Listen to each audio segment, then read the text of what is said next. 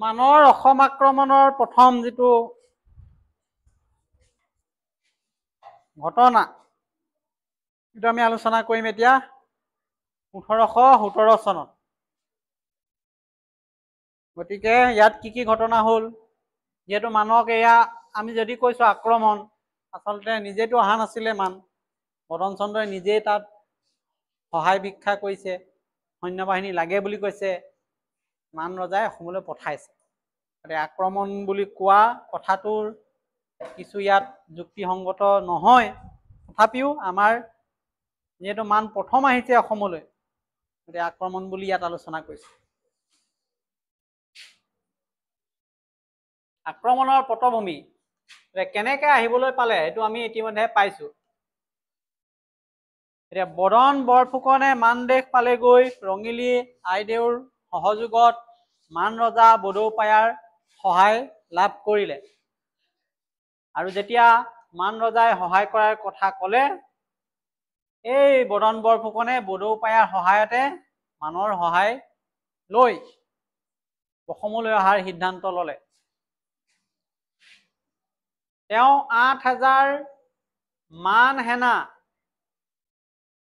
লাভ কৰিলে বডৌপায়াৰ পৰা। মান ৰজাৰ পৰা 8,000 পাইছে, আকৌ আহোঁতে যিবিলাক মানৰ ৰজাৰ কৰতলীয়া ৰাজ্য আছিলে সিহঁতেও 8,000 দিলে যোগাৰ কৰি। মুঠতে কিমান হ'ল এতিয়া 16,000 সৈন্য লৈ পাটকাই পথেদি অসমত সোমালহি। কোন সোমাল? বদন চন্দ্ৰ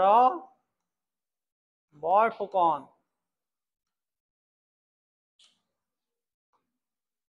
গতিকে বদন চন্দ্ৰ বৰফুকনে মানদেশৰ পাতে মুঠতে 16,000 সৈন্য লৈ আহি আছে।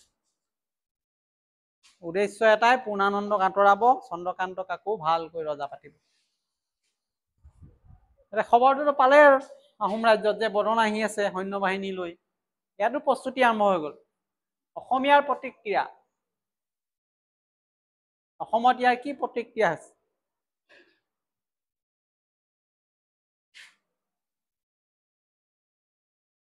ইতিমধ্যে আমি গম পাইছো যে পূৰ্ণানন্দ বুঢ়াগোহাঁই এই খবৰ যেতিয়া লাভ কৰিলে যে বদন চন্দ্ৰ বৰফুকন আহি আছে সৈন্যবাহিনী লৈ, তেওঁ চিন্তা চৰ্চা আৰম্ভ কৰিলে কেনেকে বদনক বাধা দিব পাৰি। তথাপিও মান সেনাৰ অগ্ৰাসন ৰোধ কৰিবলৈ দামান গগৈ, হাও বৰা এই দুজন নেতা এটা সৈন্য পঠালে। এইটো মনত ৰাখিব লাগিব কাক কাক দিছিলে দায়িত্ব। দামান গগৈ, হাও বৰা, সেনাপতি দুজনক দিলে সৈন্যবাহিনী লৈ বদনক বাধা দিবলৈ পঠাইছে। কিন্তু তেওঁলোকৰ য'ত মুখামুখি হ'ল, এখন হৈছে ঘিলাধাৰী যুদ্ধ। অসমীয়াৰ পৰাজয় ঘটে। এইটো লাগিব, ঘিলাধাৰী যুদ্ধত কি হৈছিলে? আহোমৰ সৈন্য হাৰিলে, কাৰণ 16,000 সৈন্য বদনে লৈ আহিছে, মান সৈন্য।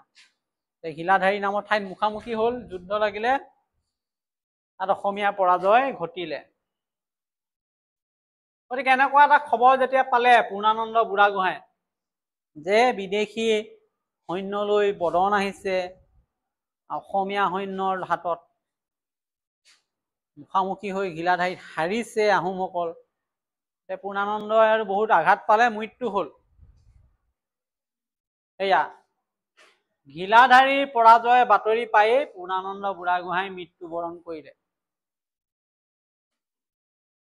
তাৰ ঠাইত পূৰ্ণানন্দৰ পুতেক ৰুচিনাথ বুঢ়াগোহাঁই দায়িত্ব দিয়া হ'ল। পূৰ্ণানন্দৰ পুত্ৰ ৰুচিনাথে এতিয়া বুঢ়াগোহাঁই পদবীটো লাভ কৰিলে। বাপেক যিহেতু স্বৰ্গগামী হ'ল সেই মুহূৰ্তত। যি কি নহওক, যদিও পূৰ্ণানন্দ অত্যাচাৰী আছিল, ক্ষমতালোভী আছিল, এটা কিন্তু ঠিক আছিল যে তেওঁ দক্ষ আছিল, কৰ্মদক্ষতা ভাল আছিলে, ৰাজনীতি কৰিব জানিছিলে, শক্তিশালী আছিলে। কিন্তু পুতেকটো তেনেকুৱা নাছিলে। দেউতাকৰ গুণ আৰু দূৰদৰ্শিতা গাত নাছিলে। গতিকে ৰুচিনাথ বুঢ়াগোহাঁই কথা আহিলে আমি লিখিব পাৰিব লাগিব তেতিয়া। যে ৰুচিনাথ বুঢ়াগোহাঁই পূৰ্ণানন্দৰ পুত্ৰ যদিও তেওঁ বাপেকৰ দৰে দক্ষ নাছিল। সেইকাৰণে ৰুচিনাথে পৰাজয়ৰ সন্মুখীন হ'ব লগা হ'ল বদনৰ সন্মুখত। হাৰি পেলাই এইটো প্ৰাণ বচাব লাগিব, সেইকাৰণে পলালে। ৰুচিনাথ বুঢ়াগোহাঁই পলালে। এতিয়া ৰুচিনাথৰ নেতৃত্বতে দিহিঙৰ পূবে কঁঠালবাৰীত যুদ্ধ হৈছিলে। এই কঁঠালবাৰী আমাৰ লিংকটো মনত ৰাখিব লাগিব, ক'ত ক'ত যুদ্ধ হৈছে। ঘিলাধাৰী,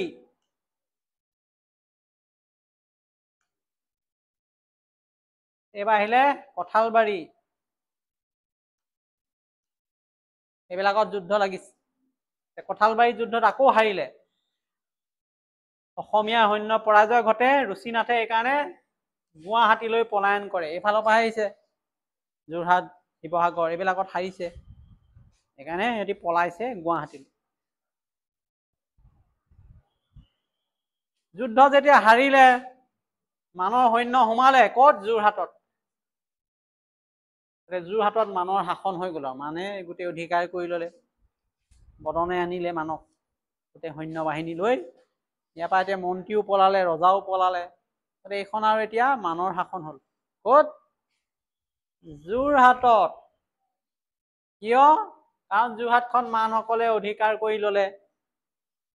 বদন চন্দ্ৰই এতিয়া নিজকে বৰফুকন আকৌ চিনাকি দিলে।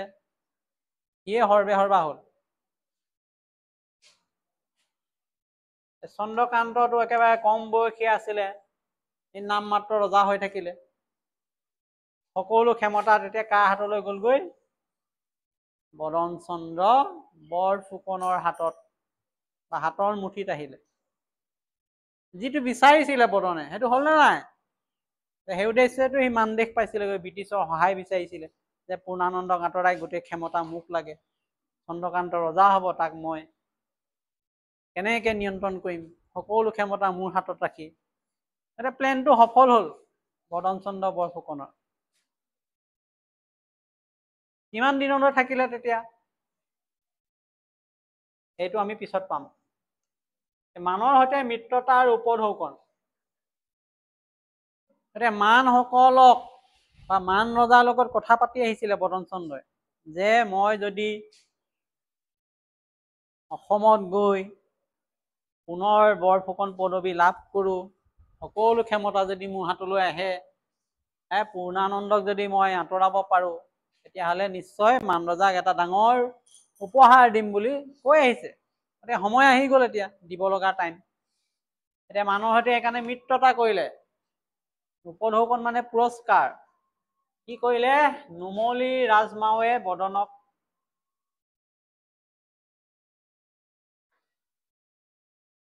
ৰাজপাট দিলে। নুমলী ৰাজমাও ৰজাৰ চন্দ্ৰকান্তৰ ৰাজমাতা।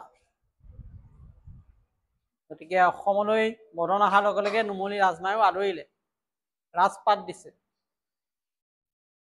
আৰু বদনক মন্ত্ৰী বৰফুকন নামে নতুন পদবী দিলে। আগতে অকল বৰফুকন আছিলে, এতিয়া মন্ত্ৰী বৰফুকন। আৰু বদনেও কি কৰিলে? মান ৰজাক সন্তুষ্ট কৰিবলৈ এইবিলাক দিব লগা হ'ল। ধন দিলে, সোণ দিলে, উপঢৌকন আগবঢ়ায় আৰু এগৰাকী আহোম ৰাজকুমাৰীক পঠালে, হেমু আইদেউ। সেইটো লাগিব। উপঢৌকন দিলে ৰাজকুমাৰী, কি নাম? হেমু আইদেউ।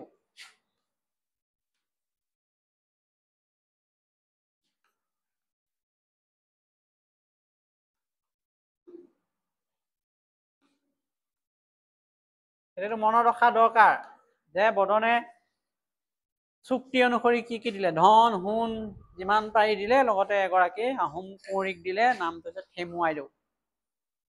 আৰু তেওঁৰ মিত্ৰতাটো ৰাখিলে। গতিকে এইডোখৰলৈকে আমাৰ মূল কথাবিলাক।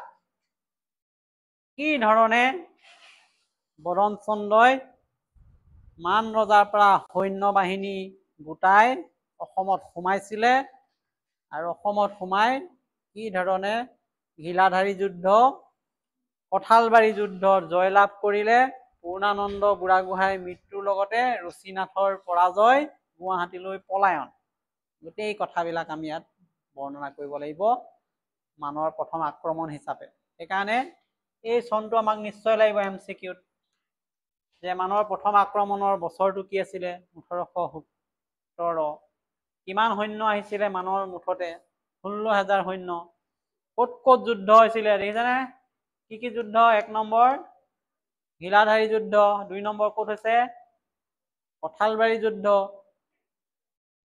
তাৰপিছত পূৰ্ণানন্দই দুজনক দায়িত্ব দিছিলে যুদ্ধ কৰিবলৈ কাক দিছিলে নিজেতো আছিলেই দামান গগৈক দিছিলে আৰু হাও বৰাক দিছিলে শুনি পাইছেনে নাই শুনিবলৈ সহজ মনত ৰাখিবলৈ সহজ মাজৰ কানেকশ্যনটোৱে মেইন ইণ্টাৰেষ্ট থাকিব লাগিব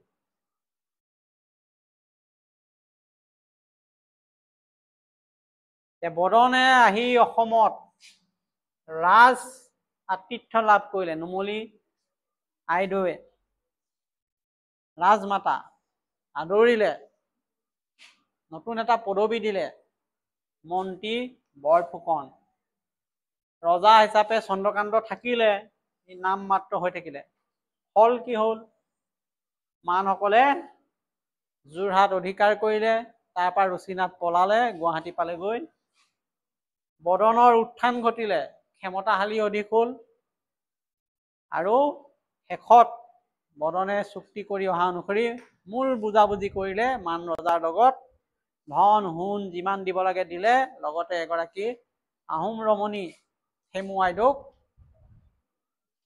মান ৰজালৈ আগবঢ়ালে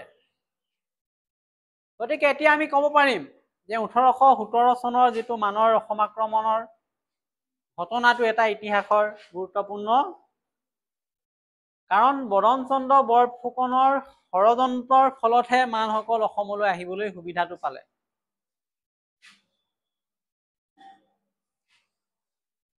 আৰু আহোম পৰাজয় হ'ল আৰু পূৰ্ণানন্দৰ মৃত্যু হ'ল এজন সুযোগ্য মন্ত্ৰীৰ নৱবয়সত বৰফুকন পদবী বদনে ঘূৰাই পালে আৰু এটা নতুন যুগৰ অসমত সূচনা হ'ল এইখিনি আছিলে আজি আমাৰ আলোচনাৰ বিষয়বস্তু গতিকে নেক্সট আমি 2 নম্বৰ যিটো আক্ৰমণ হৈছে 1819টো নেক্সট ক্লাছত আমি কালিলৈ আলোচনা কৰিম ঠিক আছে